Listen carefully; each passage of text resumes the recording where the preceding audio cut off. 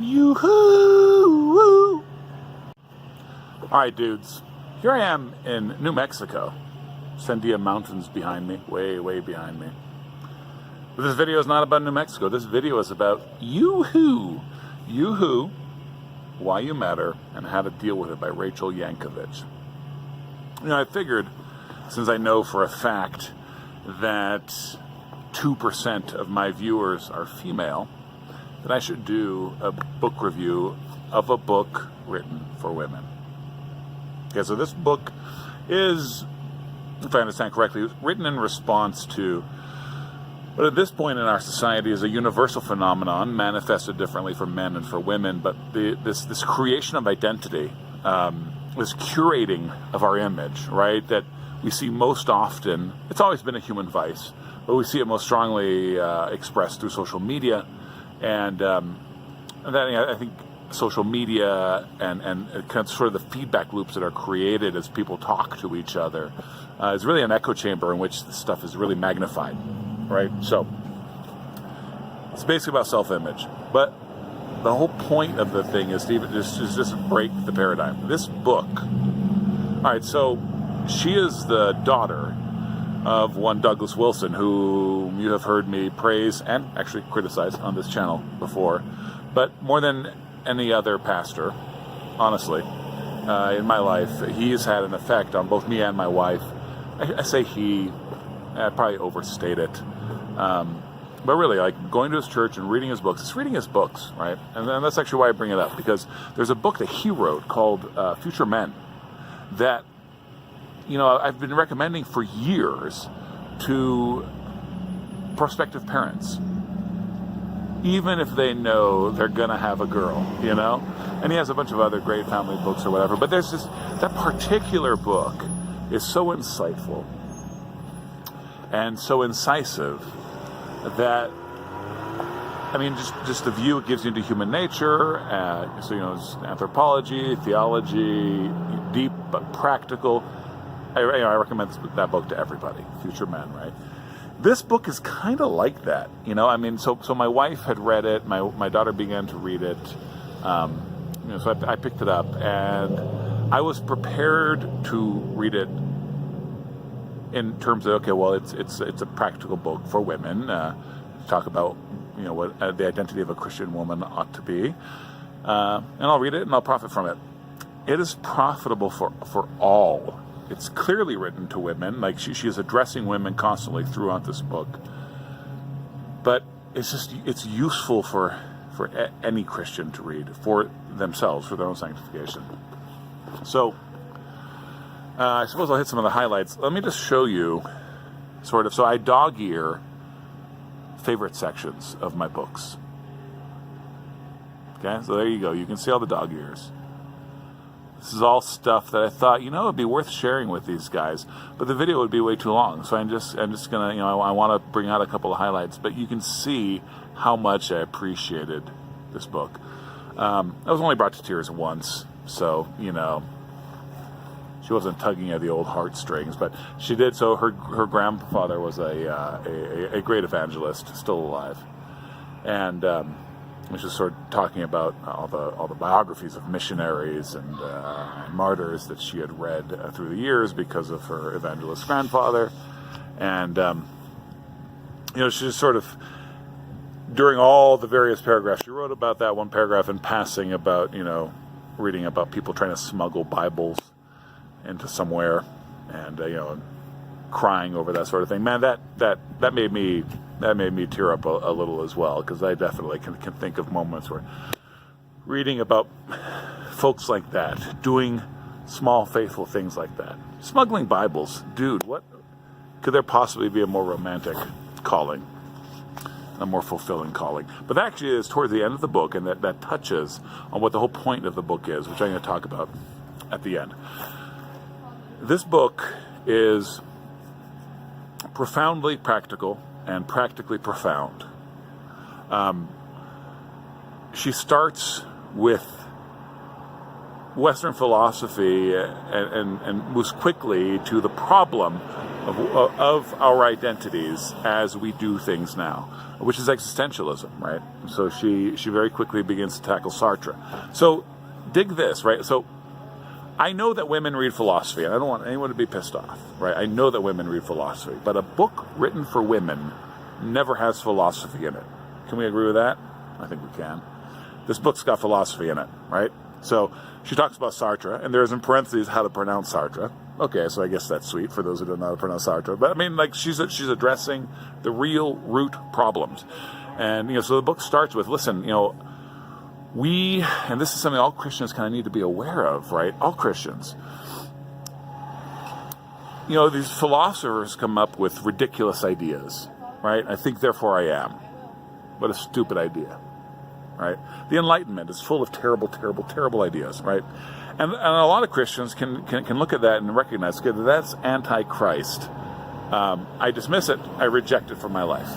The problem is that it percolates down into society and in what she called bargain bin philosophy, right? By the time it gets to Walmart, right? By the time it gets to our marketing, to our commercials, to our expectations that our parents have, whatever it might be, just the bargain bin philosophy.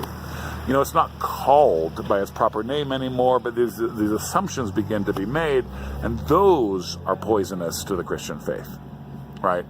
And existentialism, as such, like if we look at Sartre's life, at Beauvoir's life, we think, okay, well, that's extremely anti-God and unchristian and destructive to themselves and shameful and blah, blah. We wouldn't be like that. We reject that. We're not going to be silly like the French. But no, the fact is we've all bought it. We've all swallowed it, right? And what have we swallowed?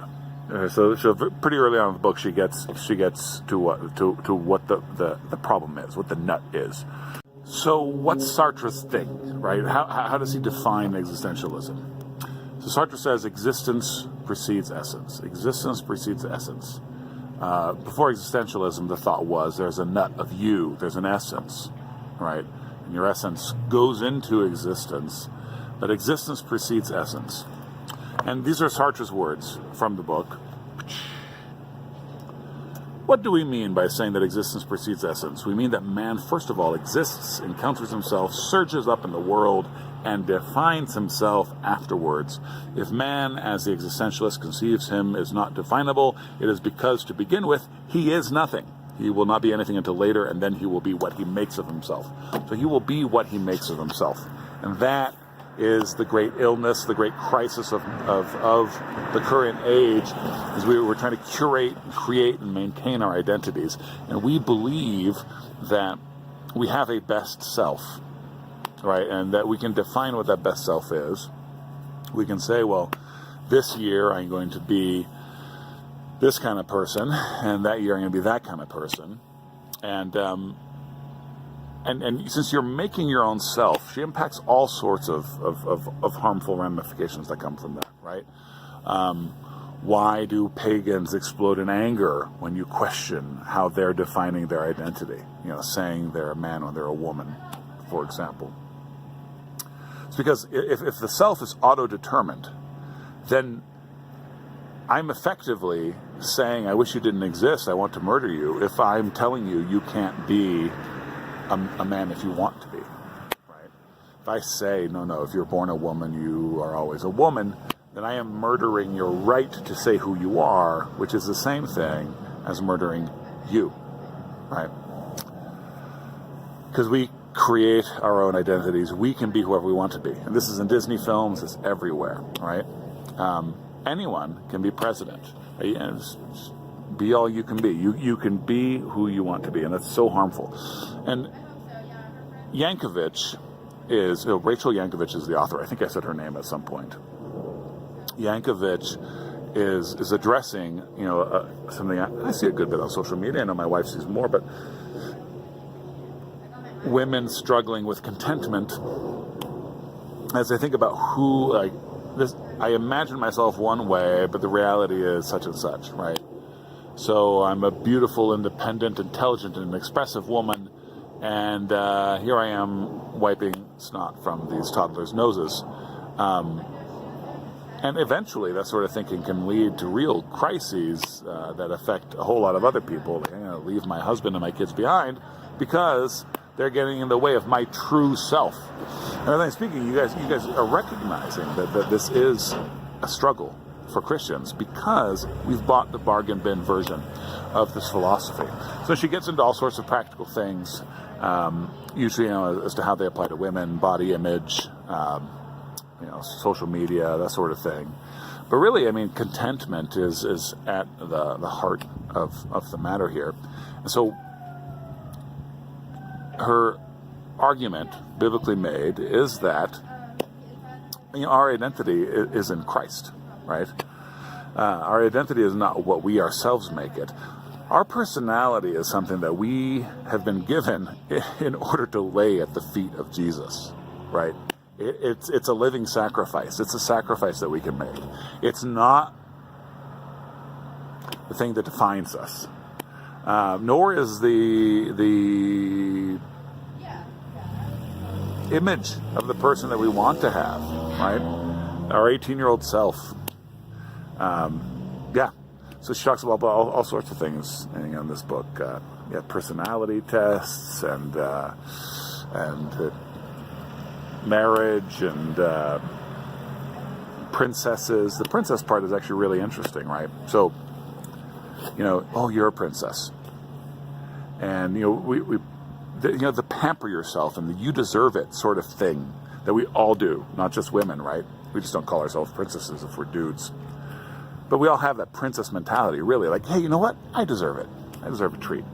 She mentions this with the body image thing. Like, our bodies, whatever they're like, are already so much more than we deserve. And we're never grateful for them. I've actually had a lot of opportunity this week to think about the negative aspects of my body, which has been way more awesome than not. But it's had some negative impacts in my life, and because of the stuff I've been doing this week, that's come up quite a bit. But all of our bodies are so much more than we deserve. They're a gift from God, and our personalities too. It's something we lay at God's feet. Because one of the things she talks about, which is excellent, is what we say to ourselves is, well, I have a short temper, so I need to control it, and I'm being super sanctified by controlling it. Or we say, even worse, like, I have a short temper, so I'm not really good at doing this thing for God. What I should do is do that thing for God where I won't expose myself to these weaknesses because of my short temper, or whatever sin it might be, right? She gives several examples, and that's that's a problem. And so she has this whole section where she kind of just reminds us, that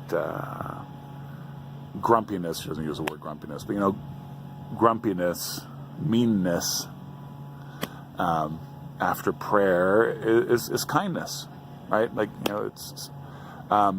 it's not just toned down meanness. Like, you're to be kind.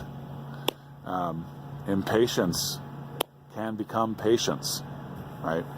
And it doesn't make us super duper Christians just because it's harder for me to be patient than it is for you, and we're both patient. That doesn't make me more awesome. These are just things God wants, right? And we've been given certain things to put at God's feet. So as I said, really quite practical. But really, this thing about the self is what is key, and having our self be about worshiping God. That's what it is. It's about Jesus, right? So conforming ourselves to the image of Christ. That's what it's about. And that doesn't mean that we're all the same. But it doesn't mean, what we want is to be, so when we think of our personhood, we don't want to be thinking, how much can I shape my own personality in a way that pleases me and that hopefully pleases God as well? No, God has told us what he wants. And it's not like, there's not just one monad of uniformity, right, that we're all gonna fit into one day. There's not a great beigeness, right? She talks about beige. There's not just some drab Jesus and a drab existence. No. There will be a lot of color in life, and there is right now with us.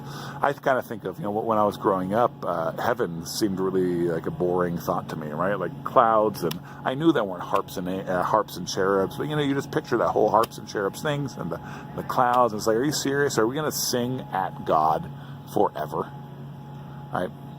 What an immature perspective, right? We have life and life forever, and life involves creation and excitement and dynamism, and I'm looking forward to whatever it is the resurrection brings. But it's not going to be drabness. Have you met my God? And so she emphasizes that, but I'm kind of losing myself here, right? So conforming ourselves to Jesus, right? That's where we put our identity, right?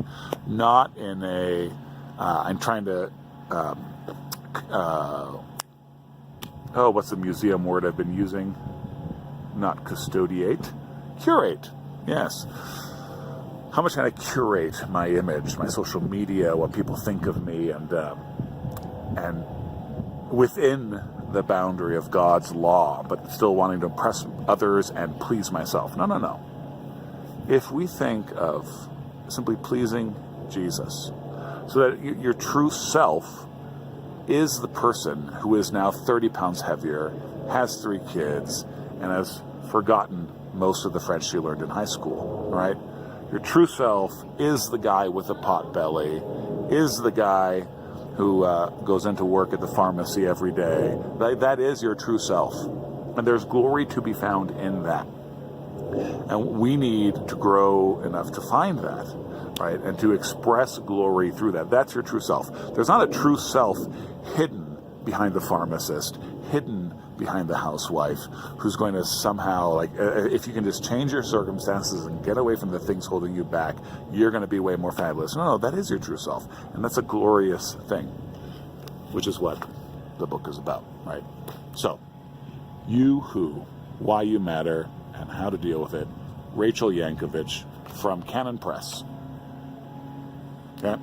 I'm sure that the publisher would appreciate short reviews, but I absolutely loved this book. It was easy to read. It was quick to read. I've talked to her a lot about philosophers. She addresses it in a very pop manner, so you're able to kind of move through it quickly. She makes very practical applications. So big fan of the book. I will be recommending it to a lot of people, and dudes ought to read this thing, because the way women do it is funny to us, and it looks silly and ridiculous to us, but the truth is we're doing it too, right? In this day and age, everyone my age and under is certainly doing it, and most people over, I think, are doing it as well, curating their online images, right? And telling people, creating this image that they want people to think this is what we're like. But just beyond that, right, that for ourselves, who we tell ourselves we are, what I actually am is a poet. What I actually am is a traveler at heart. And I can't travel now. If I just leave these things behind, if I can shed these things, then I can become my true self. No. You are your true self now. That is such an important idea. You can be content now in Christ. You can grow in that now, right? And if we are princesses, so this is a thing I started to talk about a little bit earlier, and I want to just mention very quickly. If we are princesses, we are not princesses of the daughters and sons of a God who grants our every desire and just can't say no to us. Daddy's girls. No. Right? Princesses and queens, right? Princes.